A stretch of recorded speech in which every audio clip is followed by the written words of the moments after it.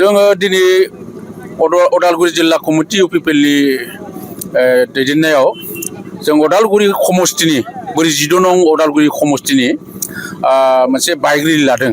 दिनैनि बे बाइक रेलियाव जों गासै 2000निख्रुइ बांसिन बाइक रेलि खालामनो थाखाय आखायाव लादों आरो बे थांखिया जाहैबाय फैगोन बे बिसायख'थिखौ लानानै जोङो बे बाइक रेलिखौ लानाय जादों। खारन बे बिसायख'थिया जोंनि इउपिपिएलनि थाखाय मोनसे गोनां मोनसे टार्निं पइन्ट। खारन बिटिसिआ दिनै जोंनि आखायाव गैया सरकाराव बा माने आसाम एसेम्ब्लियाव दिसपुराव जोंनि इउपिपिएलनि लोगोआवहा सरकार दानायनि थांखिजों जों खामानि मावदों आरो बेनिखायनो दिनै बे गोख्रों मोनसे बाइक रेलिखौ लानाय जादों। साननैसोनि उनावनो बिसायख'थिया जासिगोन नाथाय दासिमबो बिजाथिखौ थि खालामनाय जायाखै। दा सोरखौ होगोन बायदिबा सानो नोंथांमोना? बिजाथिखौथ' जोंना हाइकामान्डआ होगोन आरो खारन दासिमहालागै अधिघोषणा जारि खालामाखै आरो बेनि थाखाय जोङो माने जोंनि हाइकामान्डआ बिजाथिखौ फोसावनाय जायाखै। नाथाय बिजाथि गासैबो रेडि दंखायो। मोजां बिजाथिखौनो जों बेहाय होनानै जों देरहासार जागोन बेखौ जों आसा खालामदों। खारन दला गोख्रों जायोबानो जायखिजाया बिजाथिखौ होयोब्लाबो जों देरहानो हानाय जायो। नाथाय बेयाव जों मोजां बिजाथियानो जों बेहाय गसंथिगोन होननानै जों सानना लादों। गुबुन गुबुन दोलोआ बुंगासिनो दङ जेरै बिपिएफ दोलोआ बुंगासिनो दङ इउपिपिएलआ देग्लाय लाथिख' थांगोन होननानै नोंथाङा मा बुङो? बे बिरोधि दोलनि बुंनाय खोथा हेंथा हान्जायाथ' बुंखागोन इउपिपिएलआ जिर' जागोन होननानै। नाथाय इउपिपिएलआ बेसेबां गोहो गोरा बेखौ बिसायख'थियावसो मिथिगोन।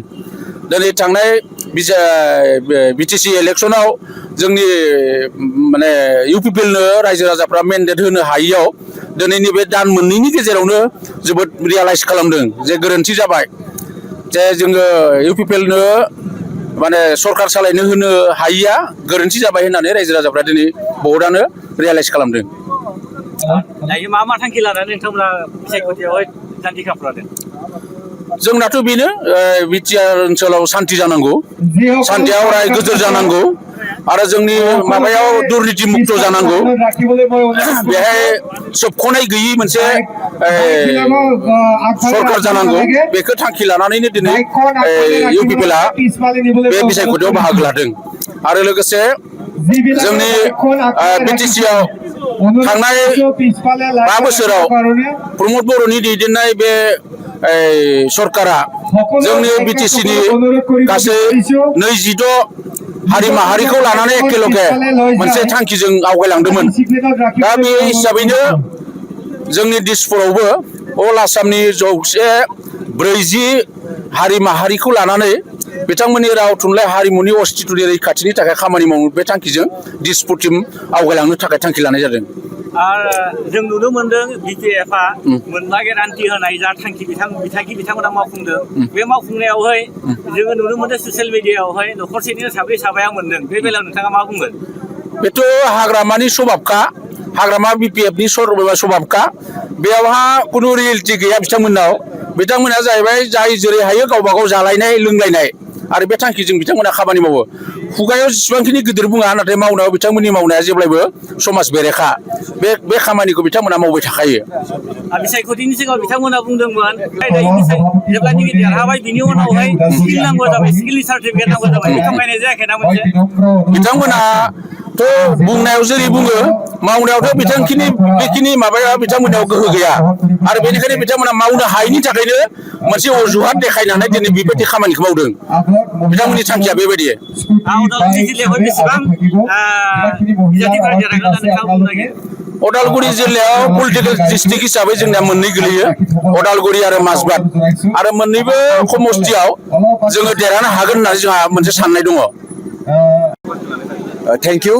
नोंथांमोननि चेनेलनि गेजेरजों जों दिनै बे खोथाखौ आरो बुंबावनो सानदों जे जोंनि उदालगुरि डिस्ट्रिक्ट कमिटि इउथ विं इउपिपिएलनि बेनि नेतृत्वआव दिनै बे बाइक रेलिखौ दिहुननाय जादों।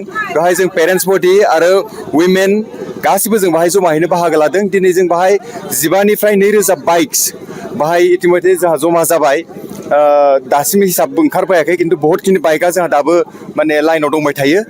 बेबायदिनो बे बाइक रेलिखौ दिनै उदालगुरि समस्ति उदालगुरि एसटी समस्तिनि थाखाय दिनै बेखौ दिहुननाय जादों माजबाननि थाखाय एक्सट्रा दिहुननाय जागोन दिनै जों दिनैनि दिनाव जिथु बाइक रेलि जादों बेयो अनलि फर उदालगुरि सेगमेन्टनि थाखाय जों बे बाइक रेलिनि गेजेरजों रायजो राजानो मेसेज होनो नागिरदों जे इउपिपिएलआ सान्ति सम्प्रिति डेभेलपमेन्ट गासैनिबो थाखाय खामानि मावगासिनो दङ फैबाय थानाय समावबो खामानि मावगोन आरो इउपिपिएलनि सरकारनि समाव नोंथांमोना गासैबो नुनो मोन्दोंमोन जे गतै बिटिआरआव सान्ति उन्नतिया बाहाल जादोंमोन प्रिभेल जादोंमोन जों दिनै आरो बे मोन्थोरानो इउपिपिएलनि गुबै मोन्थोर आरो बे मोन्थोरखौ लानानै दिनै जोङो सान्ति सम्प्रितिनि थाखाय कमिउनेल हारमनिनि थाखाय बे रेलिखौ जों दिहुननाय जादों आं नोंथांमोननि गेजेरजों बेखौनो फोसावनो सानो आरो बुंनो सानो जे इउपिपिएल माने सान्ति आरो उन्नति आरो दिनै रायजो राजाफ्रा जिथु इउपिपिएलनि प्रति मोजां नोजोरजों दिनै सापर्ट खालामगासिनो दं गोबाङा दिनै मदद होगासिनो दङ आरो फैबाय थानाय समाव जिथु खम समनि बिथोराव 46 नं माने एन्टायार स्टेटआव जोंहा मोनसे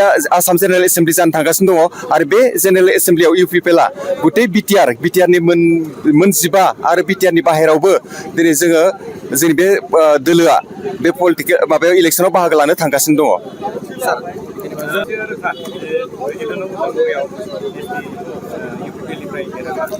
ना जोंनि थाखाय दिनैनि तारिखाव इलेक्सना गाबोननो समफोरनो जानांगौ जों बेबायदि मुडआव दङ मानोना बेवहाय इउपिपिएलनि प्रति रायजो राजाफ्रा गोबां माने मा होनो मदद बिदि होगासिनो दङ आरो जोङो रायजोफोरनो जिथु फिडबेक मोननो थांदों थांनाय बारनि जिथु बे समाव बिटिसिआव बिपिएफनि सरकार फैबाय बिपिएफनि सरकार फैखांनायनि उनाव जिबायदि जानाय थासारिफ्रा जोंनि बे बिटिसि ओनसोलाव सोमजिबाय गुबुन गुबुन रोखोमनि इनसिडेन्ट गुबुन गुबुन रोखोमनि थारमाने बितिक्रमफोर बेफोरखौ बे बिटिसि ओनसोलनि रायजोफ्रा दिनै सरकार सोलायनायनि उनावनो थारमाने उइटनेस जाबाय दा बे बेलाखौ नोजोर होनानै रायजो राजाफोरनियाव मोनसे जांख्रिखांनाय फैदों रायजो राजाफोरनाव मोनसे लुबैखांनाय फैदों जे माने सरकारा इउपिपिएल सरकारानो थिग दंमोन आरो इउपिपिएलआनो सरकारखौ माने सरकाराव फैनांगौ आरो एबारनि बिसायख'थियावबो इउपिपिएलआनो मेन्डेट मोनगोन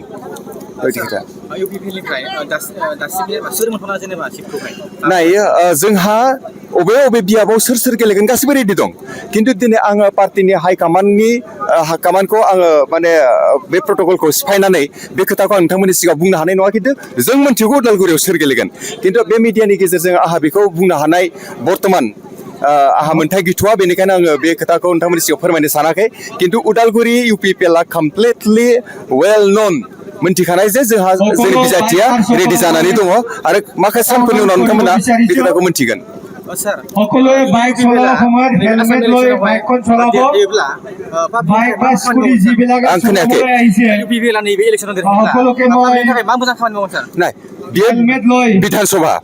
বিধানसभायाव जोंनि टारगेटआ माने 10निफ्राय 11-12तासो जोङो एमएलए दैथायहरनायनि जोंनि थांखि आरो जों 10-11-12ता जुदि जों एमएलए दैथायहरनो हायोबा स्टेटआव थारमाने जोंखौ नागारनानै सरकार सालायनो हानाय नङा अब्ला स्टेटआव जेब्ला जोङो माने मोनसे इनफ्लुएन्सियेल गोहोमजों जोङो थारमाने स्टेटनि पार्टनार जागोन अब्ला थारमाने जोंनि इउपिपिएलनि थांखिया बेनो जे जों जि मोन्थोरखौ इउपिपिएलआ बिटिसि ओनसोलाव बिटिआर ओनसोलाव जों लानानै थांनाय 5 बोसोराव जों सरकार सालायदोंमोन गोबां जाति जनजाति बिसोरनि उन्नति आरो गुबुन गुबुन जेरै सोलोंथाइनि बिथिङाव आरो गुबुन गुबुन मन्दिर मस्जिद गिर्जा बायदिसिनाफोरनि थाखाय जेरैबायदि धोरोमफोर बेफोरनि थाखाय जों मोजां प्लानफोरखौ लादोंमोन बिसेसकै थारमाने लाइमोनफोरनि थाखाय जि मोजां प्लानफोरखौ लादोंमोन जों स्टेट लेभेलावबो बेबादि गासै मोजां खामानिफ्रा जोंनि ओनसोलनि जौगाथायनि थाखाय जानांगौ बेनि थाखाय जथेस्थ' जोङो बिहोमा होगोन स्टेट लेभेलावबो